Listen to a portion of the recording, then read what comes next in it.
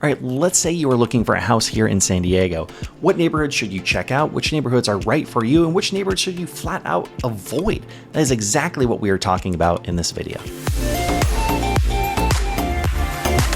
So first, before we get started, I am obligated to mention I'm a real estate agent here in San Diego. My team and I have helped dozens and dozens of people move here to San Diego, relocate here to San Diego, figure out what neighborhoods are the best for them, for their families. And I'm also mentioning this because I am prohibited from mentioning my opinion due to fair housing laws on things like crime, safety, school districts, things like that. Opinions are like assholes, honey. And that way, I'm not steering anyone to any particular neighborhood based off of their protected classes. And that, I think, is a good thing. But that's okay, because instead of being biased and using my personal opinion, we're going to use data and online resources to decide which neighborhoods are the best and which ones are the worst here in San Diego. And the main data point that we're using today is appreciation. How much have the median home prices gone up in a specific neighborhood over the last 12 months? This is going to show what the demand is based on the supply. This is going to show the neighborhoods that are the hottest, that are having the most people wanting to move to those areas. And just to make sure that we're being consistent across the board and we have enough data, we're not going to use any communities that are selling less than 20 homes a month, because that data set is so small that it's going to skew those numbers. And if you want to know where I found this information and do some of the research yourself, check out Redfin Housing Data. Just Google that and you can figure out exactly where to go to get this information, which is changing all the time. Well, let's get this started with the worst neighborhoods in San Diego, starting with number 3, which is El Cajon. So this East County city here in San Diego, it's located just outside of city limits, just east of La Mesa. And El Cajon saw a measly 11.3% median home price increase in San Diego over the last 12 months, which for most years is fantastic. It's incredible. Here in San Diego, over 2021 to mid 2022, where the median price home went up almost 20%, this is definitely lower than the average. Now, El Cajon is a pretty good sized city and it has a lot of opportunity if you're looking for a single family home. You're not going to find a ton of condos and townhomes over here, although they do exist. The downsides are you are farther east, so it's going to be a little bit hotter. You're farther away from walkable communities. And then when you're looking at this community as a whole, when you're driving through it, it's just not as well kept and maintained as some of the newer communities. When you're looking at something like San Elijo Hills and San Marcos, which is a newer community. When you look at a lot of Carlsbad, you have the community, there is a lot of time and effort and money that is spent to beautify the neighborhoods, adding in trees, adding in sidewalks, keeping everything maintained. You aren't going to find that as much in El Cajon as you are going to find it in other communities in San Diego. And some of that has to do with the HOAs as well. So you're really not going to find HOAs in El Cajon, although there always are exceptions. And because there aren't any homeowners associations, there aren't going to be as strict rules as far as what the homes need to look like, which can be a benefit. A lot of people like that because they don't want to live somewhere where they are controlled by what they can and cannot do. But again, going back to how the communities look, their streets aren't going to look quite as nice as they are going to look in other parts of San Diego. And if you head over to niche.com, which is one of my favorite resources for people looking to move to San Diego, this is where you can get some information. You can get some various ratings on different areas. And if you look at El Cajon, their overall score is going to be a C+, which is pretty low for San Diego. They're going to have a D for housing, a C for crime and safety, and a C+ for families. So as far as San Diego is concerned and the ratings that you'll see on the site, that's going to be some of the lowest ratings that you're going to have in those specific categories. And next up on the list of worst places to live in San Diego is going to be Chula Vista, with a median home price increase of only 9.7%. When you're looking at San Diego as a whole, that's going to be pretty low as far as median home price increase. I'm also really reluctant, and it's tough for me to put it in this category of either good or bad, because there is certainly a lot to like about Chula Vista. I've had a lot of clients move down there, and there's a lot of benefits of living in Chula Vista. And if you don't know anything about Chula Vista, it's basically the southernmost city in San Diego. It is a very large place. And if you're looking at the easternmost side of Chula Vista, or I don't know, maybe from your view it's going to be this side, the easternmost side of Chula Vista in Otay Ranch, that's where you're going to find a lot of new construction. In fact, Chula Vista and Otay Ranch is one of the few places in San Diego that's still ripe for new construction. And I'm kind of curious if that had an effect on Redfin's statistics for this area, because are they actually looking at the home sales, the new home sales, and is that getting added into the entire area's increase in home median value, because I think if it was, you're going to see that number get a lot higher than it's showing here at 9.7%. So for someone that wants new construction in San Diego and has flexibility on where they can live, Otay Ranch in Chula Vista is usually one of the places that I recommend looking at. You also have some of the older communities like Bonita. I have a lot of demand. I've had a lot of demand for Bonita as well. It's a wonderful area, larger properties. You have acreage. There are some horse properties. There is a lot that you can do down here. You have proximity to golf courses. You have stores and restaurants and things that you can have access to that is nearby. And then if you look at Chula Vista as a whole, of course, there's going to be some negatives as well. You're kind of secluded from the hustle and bustle in San Diego.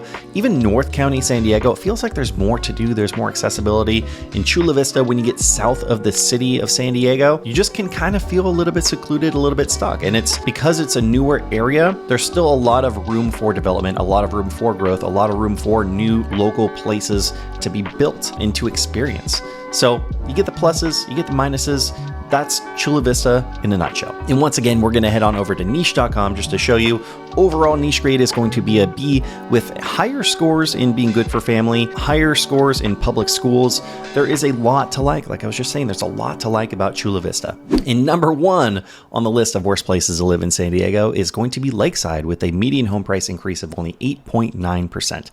Lakeside is located a little bit farther east. It's kind of north of El Cajon and northeast of Santee as well. So it's kind of has somewhat proximity, but it's much more rural area in San Diego. So if that's what you're looking for, if you're looking for a more rural area where you can have chickens, goats, horses, all sorts of animals, this is a place that you would want to check out. But you can still have proximity to the city of San Diego, to downtown San Diego, a lot of places that you could go throughout San Diego, the beaches.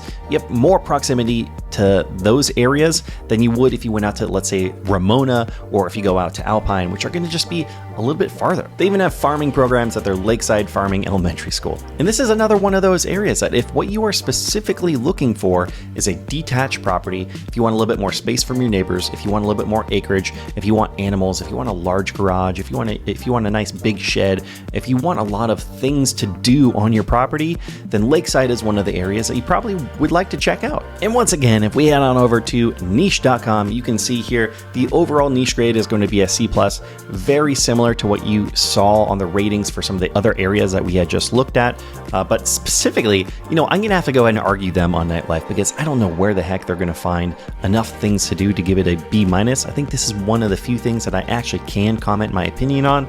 You're definitely not going to get the nightlife in Lakeside that you're going to find in other areas because it's more rural. So what do you think? Are these the worst neighborhoods in San Diego, or are there some other neighborhoods that should be added to the list? I can think of worse. And now, the moment that you have been waiting for, the best neighborhoods in San Diego. I'd love to know what your guesses are. What do you think are the best neighborhoods in San Diego? I'm going to show you what neighborhoods have appreciated the most in the last 12 months. And there's no doubt if you're looking at these top 3 neighborhoods in San Diego, they're all going to have a few things in common. They are in highly rated school districts, and they are pretty centrally located here in San Diego. Starting off with number 3 on the list is Rancho Bernardo. Rancho Bernardo is located north of Poway. It's right off of the 15, south of Escondido. So the 15 freeway is what takes you from San Diego up to Temecula. So it's kind of starting to go up there, but it's more in the tech hub here in San Diego. And if you look at the median home price increase in Rancho Bernardo, you're looking at a 39% increase in home value. That's huge. And there's no doubt Rancho Bernardo is a highly sought after community here in San Diego. So the median price home here in Rancho Bernardo is just over $1 million. And for that, you're going to get highly ranked schools. You're located in kind of a big hub in San Diego for high paying jobs, for biotech, technology jobs. Apple is opening up a lot of offices over in this area. You're going to get a lot of medical jobs. It's right off of the 56 freeway. This is where a lot of people relocating to San Diego for a high paying job. A lot of times it's going to be kind of over in this region. So that's what we're going to find a lot for people relocating to San Diego is Rancho Bernardo, if they can afford it, is going to be near the top of their list. And this is a mix of single family homes and townhomes. So of course that just over $1 million median home price is going to change a lot depending on what exactly you're looking for. And if we go to niche.com, once again, we are seeing an overall niche grade of an A+ on Rancho Bernardo. You're going to see high ratings in public schools, good for families, crime and safety, diversity, Housing, I think everywhere that we're looking at is going to be ranked low on housing because housing is so expensive and it is challenging to get. And then nightlife, you're not going to have the most nightlife in this area. It's really more suited for a suburban lifestyle. So you still have access and you have close proximity to areas that have nightlife here in San Diego, but you're not going to get it right where you're at if you're living in Rancho Bernardo. All right, number 2 on our list of best places to live in San Diego with nearly a 45% median home price increase just over the last 12 months is going to be La Jolla, California. La Jolla is a truly iconic coastal region here in San Diego, and I can't imagine home prices coming down anytime soon. La Jolla is the second most expensive community in San Diego with a median price home of $2.3 million. Of course, you can also find more affordability than that if you're looking for condos and townhomes. You can also find way more expensive than that if you're looking for mega mansions right on the water. And no surprise here, niche.com is rating La Jolla with an overall niche grade of an A+.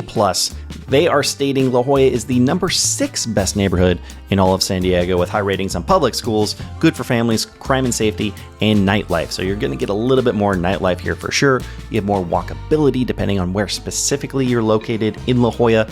But overall, La Jolla, fantastic place to live in San Diego. And number 1 on our list of best neighborhoods in San Diego, Rancho Penasquitos. Rancho Penasquitos is a highly sought after community here in San Diego. It's a very similar kind of lifestyle and feel and location to Rancho Bernardo, but I think that there's a little bit more to do. It's located on the east side of the 56 freeway, and again, it's kind of in that tech and biotech hub here in San Diego. They also have probably the highest rated schools here in San Diego County. The median price home here in Rancho Penasquitos is $1.3 million, and it definitely can go up from there. And if you head on over to niche.com, you're going to see very similar ratings to what we saw in the last 2 places, an overall niche grade of an A+.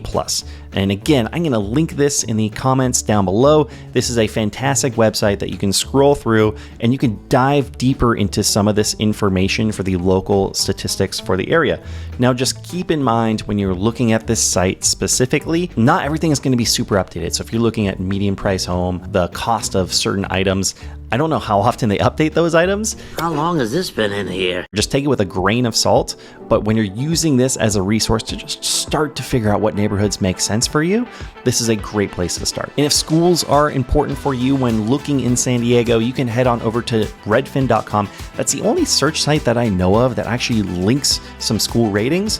Again, it's not a perfect system. They partner with greatschools.org to try and give you an idea of what school districts you have access to when you purchase a home, but it is far from perfect. There's a lot that you have to know about each individual school district and each individual school of who they allow into their schools, where you need to live, what type of availability they have. These are all things that you need to find out before you purchase a home, but redfin.com is a great place to start when you're looking through that process. And lastly, reach out if you're looking to buy or sell here in San Diego. My team and I specialize in helping people relocate to San Diego County, all over San Diego County, and we can set up a no-pressure consultation where we help you decide which neighborhoods and communities are best for you. Oh, and don't forget to check out this video that I recently filmed on La Jolla. It truly is a special place in San Diego. Thanks for watching. We'll see you next time.